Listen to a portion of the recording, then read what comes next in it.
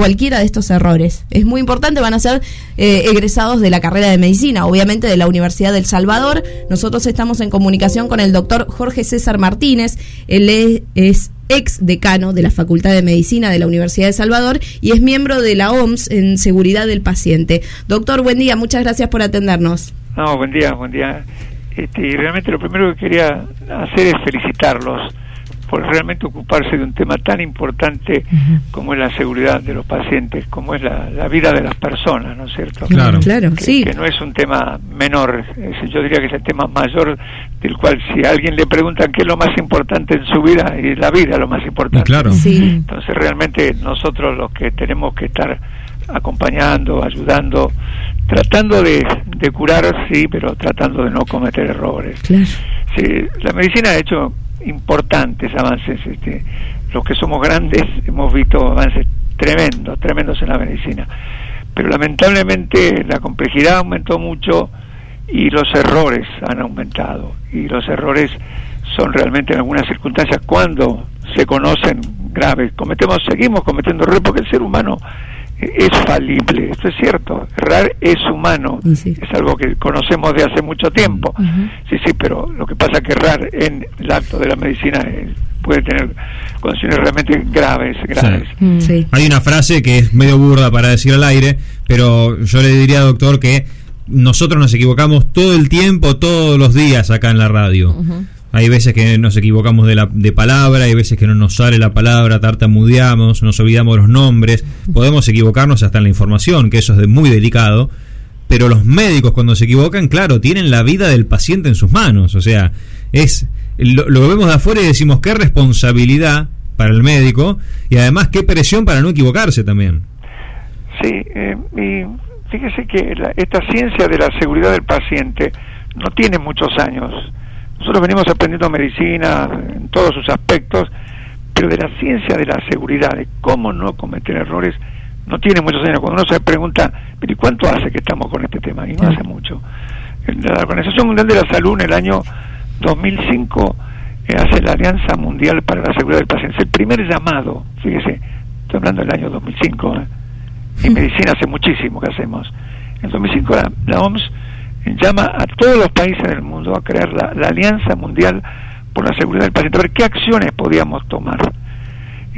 A mí me impactó cuando en Chicago ellos me invitan a un taller en el cual estábamos, yo por primera vez como profesional, siempre había tenido talleres, actividades entre profesionales, pero este era un taller con pacientes.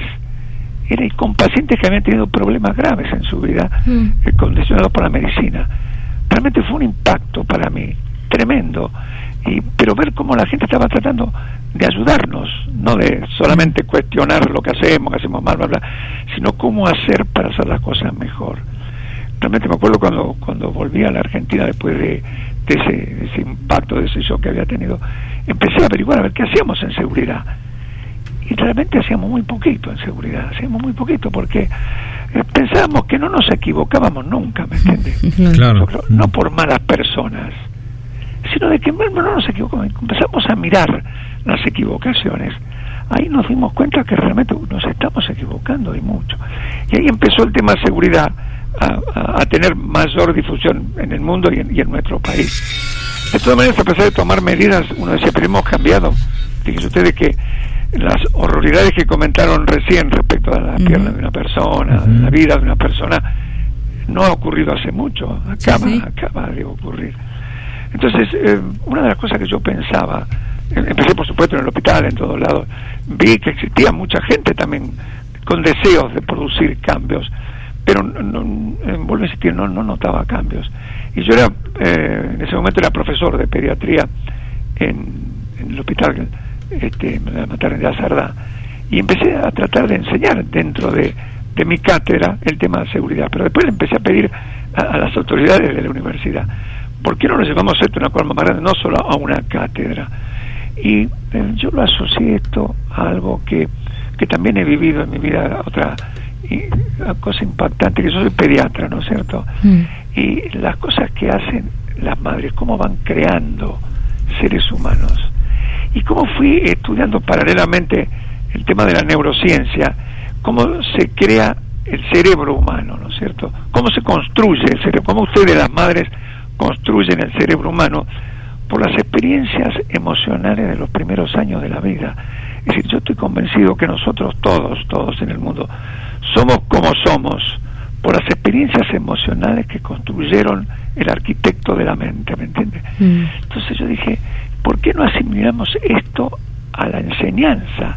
¿Por qué no tomamos desde el primer año, desde el primero al sexto año, a estos alumnos que tengan experiencias emocionales en el tema seguridad?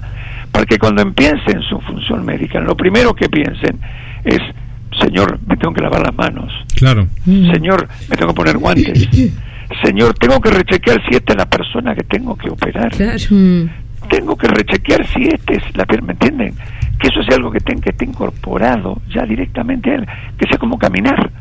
Así como aprendió a caminar de chiquito, que aprenda esa característica desde que empieza su vida. Yo pensaba, doctor, en las experiencias emocionales, y seguramente a usted le ha pasado infinidad de veces, pero a nosotros en el anecdotario siempre también nos queda esto de que cuando una persona pasa una situación grave, ¿no?, y está internado y se encuentra con el afecto, el cariño, la dedicación de, no sé, esa enfermera o ese médico en particular, no se lo olvidan, pero jamás, y es algo que siempre recuerdan, ¿no? Porque claro, fue en un momento muy difícil de su vida, y ese doctor o esa enfermera o esa persona que entró en la habitación cuando peor la estaba pasando, yo creo que lo acompañan para el resto de su vida, más allá de que después se mejore y sea una anécdota nada más, pero esa persona no se lo olvida nunca, ¿no? Bueno, lo que te has dicho es fundamental, pero es fundamental que todos los que hacemos medicina o que estamos en la ciencia esta de la salud, tengamos lo que usted acaba de decir muy claro. Si a mí me molesta tener que ser médico o enfermera, trabajar tantas horas, yo te respeto, pero no hagas medicina. Claro. Dedícate a otra cosa. Pon un kiosco, decimos nosotros acá, cuando la gente no quiere hacer periodismo. Perfecto. El que no lo siente de adentro no va a ayudar, y ese se me va a equivocar más. Claro. Ese se me va a equivocar más, ¿me entiende? Lo que creo, sí, también que tenemos que eliminar la cultura de la culpa y entrar a desarrollar la cultura de la seguridad. Es decir, siempre cuando hay un problema, buscamos el culpable. ¿Quién fue? Lo agarramos, listo, le hacemos juicio, pum, lo sacamos, se terminó el problema. No se terminó nada el problema, porque esa persona, porque es una mala persona, hizo eso, o porque hubo una serie de problemitas sumados que llegaron a ese final. Claro. Eso es lo que hay que estudiar. Doctor, ¿y qué es lo que falla normalmente? ¿El protocolo? ¿Habría que ser más riguroso en el protocolo? ¿Se confían? Exactamente. Hay que ser mucho más riguroso. Mire, la OMS organizó un chequeo prequirúrgico, que fíjense ustedes qué tontería importantísima que es. Ellos, antes de una intervención, tiene que entrar una persona, que puede ser una enfermera, alguien calificado, con una lista y preguntar, ¿quién es la persona que se va a operar? Mirar, entonces que le digan los médicos, enfermeros, si se va a operar Juan Pérez, por decir, que es el que ya tiene en la lista. Sí, ¿y de qué se va a operar? Claro. Se va a operar de tal cosa. ¿Y dónde? ¿De qué lado se va a operar? ¿Me entiendes? Claro. Y tenemos todos los elementos necesarios por si surge alguna emergencia en el momento en el que estamos operando. Bueno, ese chequeo es el que tenemos que hacer permanentemente, aunque sea una pavada. Pero doctor, lo estoy ingresando al paciente, sí, pero asegúrese de poner el nombre que corresponde, la cama que corresponde. Cuando da de alta ese paciente, uy, qué buena operación que tuvo, cómo lo curamos. Muy bien, den estas indicaciones. ¿Son las indicaciones para el paciente estos son de otro paciente? Qué importante y qué básico, ¿no? Yo le cuento una anécdota, doctor, que no vamos a comentar el profesional porque no tiene sentido, pero yo conozco un médico que cuando llegó el paciente no pidió la ficha del paciente porque estaba convencido de que sabía quién era, y en realidad era el hermano de ese paciente. Entonces le empezó a hablar de cosas que el paciente nunca había sufrido. Exactamente. Y en un momento le dijo, no, mire doctor, creo que se está confundiendo porque yo vine por otra cosa y yo esos síntomas que usted me está comentando nunca los tuve. Y ahí es cuando el médico se dio cuenta, le pidió disculpas y fue con la secretaria y pidió la ficha con nombre y apellido de la persona que tenía enfrente. Se da cuenta. Es algo tan cotidiano, ese preto ocurre todos los días. ¿Y sabe quién nos va a ayudar mucho a producir el cambio? Los pacientes. si nosotros le damos información adecuada al paciente, él nos va a ayudar mucho, porque va a pasar exactamente lo que acaba de decir usted. El paciente va a decir, no, doctor, ese no soy yo, o no, doctor, no, esto no es lo que me duele, o sí, decirnos, no, mire, a mí me va mejor con esto, a mí no me va bien con lo otro, ¿me entiende? No de que el paciente venga, se sienta y yo le diga 1, 2, 3, 4, 5, 6, hasta luego, buenas tardes, sin preguntarle, ¿me entendió lo que yo quise explicar? Porque muchas veces el tema es, ¿me entendió, señor? Como que el otro es el que no entiende. Claro. Muchas veces el tema es, señor, yo no me estoy explicando. Claro, bueno, ¿cuántas veces, doctor? Usted sabe que nosotros de lunes a viernes tenemos un médico también que nos acompaña generalmente en consultas, y también cuando tenemos que hablar de otro tipo de informaciones que vinculan con una cuestión médica, tenemos a un doctor aquí en el piso que nos ayuda, el doctor Jorge Draghi. Y muchas veces pasa, y que es muy común, la gente cuando deja mensajes le dice, doctor, ayer fui al médico y me dijo tal cosa. ¿Qué quiere decir? No Pero sé. claro, y lo que nosotros nos extrañamos, digo, pero es tu médico el que vos vas, digo, ¿cómo se queda con la duda de qué es lo que le quiso decir? Exactamente. Pero sucede. Sí.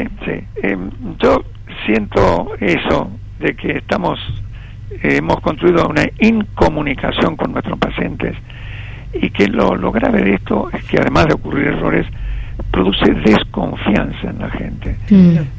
Yo siempre digo, miren, bajemos a la calle cuando estamos con los alumnos, preguntemos a los que pasan, señor, ¿usted confía en la medicina? Y van a ver qué porcentaje no confía más en nosotros. Y esto es grave, porque si realmente lo que hemos querido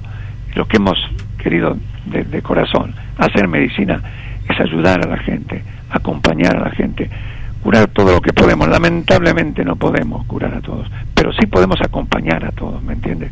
Ese es el gran tema que tenemos que los médicos incorporar dentro.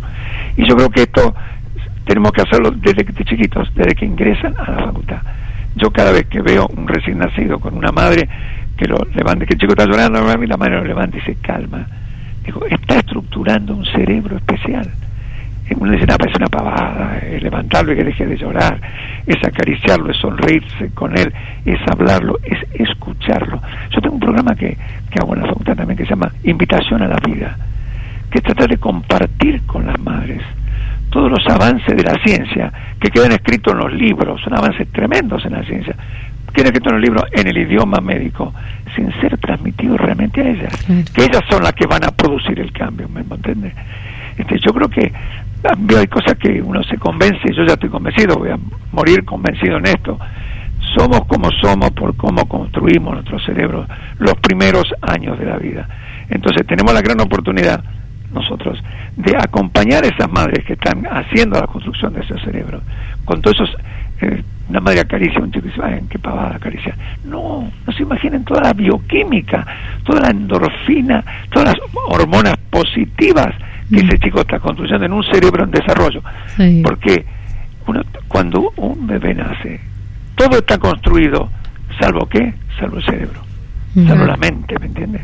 Claro. Y esa es la que después voy a conectar. Tengo todas las neuronas, perfecto, sí las tengo, pero no las tengo conectadas, no las tengo conectadas. Tengo un gran, digamos, un gran super teléfono, un gran super internet de conexiones, pero no conectadas. Y después las voy a conectar de acuerdo a mis experiencias. Y si mis experiencias son malas, voy a construir seres humanos como los que lamentablemente vivimos en el mundo, destruyendo. Si acompañamos a esa madre del primer momento, vamos a construir mente de gente que dice, no, esto no lo puedo hacer. Que mi cerebro me diga, no, yo no puedo subirme a un avión, estallar el avión y romper con todas estas personas que hay. Yo no puedo matar a este otro, como todos estos femicidios que permanentemente digo, pero ¿cómo puede ser? Si hiciéramos una revisión de ese cerebro, de cómo lo trataron a él desde chiquito, qué acompañamiento recibió, logró construir el corazón del cerebro, el modulador en su cerebro. Yo creo que ahí es donde tenemos que trabajar. Por supuesto que el cambio no se va a producir en forma inmediata, se va a requerir mucho tiempo, siglos yo diría. Pero hay un proverbio hindú que me gustaría compartirlo con ustedes, porque a mí me ayuda mucho cuando de pronto me deprimo y veo tanto desastre alrededor de uno. Pero ¿cómo vamos a cambiar esto? Le seguimos cortando la pierna a la gente, seguimos matando, ¿cómo vamos a cambiar? Y ese proverbio hindú dice, mira, muchas pequeñas cosas hechas por muchas pequeñas personas, en muchos pequeños lugares, podrán cambiar la faz de la tierra. Entonces me vuelvo a poner de pie otra vez y digo, bueno, hablemos con nuestros alumnos, que se laven las manos, que se pongan los guantes, que escuchen a los pacientes. Son pequeñas cosas, pero si somos muchos los líderes que estamos tratando, y somos, lo que pasa que a veces a ese líder dice, pero ¿y qué está enseñando? ¿Qué está diciendo? ¿Está pavada? ¿Cuánto vale eso? Sí, nada más ni nada menos que la vida de la persona. Claro. No lo miren en doctor, estos médicos que se reciben ahora, decíamos, son los primeros médicos capacitados en seguridad del paciente. ¿Esta capacitación es teórica, es práctica? ¿Cómo se da? Bueno, lo importante cuando uno hace cualquier cosa en la vida en esto es evaluar lo que uno está haciendo, si realmente, porque uno cuando empieza estás convencido que todo es lo mejor, y después ver si actúa. Esto es teórico práctico. Los primeros años en medicina, lo nuestro es muy teórico, estudiamos toda materia teórica, entonces yo, la primera materia que les pido que den es esa, seguridad. Que me miran con los ojos, abren los ojos, porque no pueden creer que nosotros hagamos eso, ¿me entiendes? Que la medicina, como la medicina puede matar a una persona. Entonces yo de entrada quiero que sepan eso. Ojo, tienen que aprender muy bien porque podemos hacer este desastre. Sí, la vida de una persona está en tus manos. ¿No es cierto? Pero que le quede claro, porque si no parece una cosa muy etérea, ¿me entiendes? No, ahora estoy estudiando anatomía, estoy estudiando histología. No, la primera que sea esa. Y que se repitan el primero, segundo, tercero, cuarto, quinto, sexto, y después empiezan la parte práctica. La parte práctica después del tercer año. Las encuestas, porque si les hacemos, trabajan muy bien todo el grupo de la facultad, la doctora Claudio Ramírez, el doctor Federico General. Bueno, siempre me voy a olvidar de alguien, perdón el que me olvide, porque yo quiero darle las gracias a todo ese grupo, porque esto fue una idea que yo intenté lanzar en la facultad. Hicimos el lanzamiento Región América de la enseñanza de la seguridad, y me acuerdo que el día final le dije a la gente, vinieron gente de toda América, de la OMS, le digo, yo quisiera que nos reuniéramos varios años después, porque ahora yo creo que todos lo tenemos claro, pero a ver qué hicimos 5 o 6 años después con el tema de la seguridad del paciente, así realmente. Y ayer justamente tuvimos una reunión con este grupo de alumnos que se va, y hemos hecho algo. Creo que tenemos que mejorar mucho, porque ellos lo que sí yo vi como bueno es que identificaron los errores. Cuando les hicimos hacer una encuesta, la doctora Claudia Ramírez preparó una encuesta sobre cómo hay qué es lo que vieron. Y saben qué es lo que vieron, que muchas de las cosas que enseñamos no se hacían en el hospital. Claro. En el hospital, en el sanatorio, no estoy hablando solo en la parte pública, privada. Al momento de la atención. Exactamente iguales. Claro. Son personas las que van al hospital y las que van al sanatorio. Así que tenemos que hacer la misma medicina en los dos lados. Claro. Absolutamente. Doctor, muchísimas gracias por su tiempo y bueno, por contarnos esto que es tan interesante. Yo vuelvo a repetir, los felicito enormemente, porque no sé si hay muchos medios que realmente se ocupen así y que tengan tan claro actuar de esa forma, no creando culpas, sino ver qué hacemos para tratar de establecer esa cultura de la seguridad. Gracias, que tenga buen día. Buen día a ustedes también. Hasta luego. Era el doctor Jorge Martínez, es ex decano de la Facultad de Medicina de la Universidad del Salvador.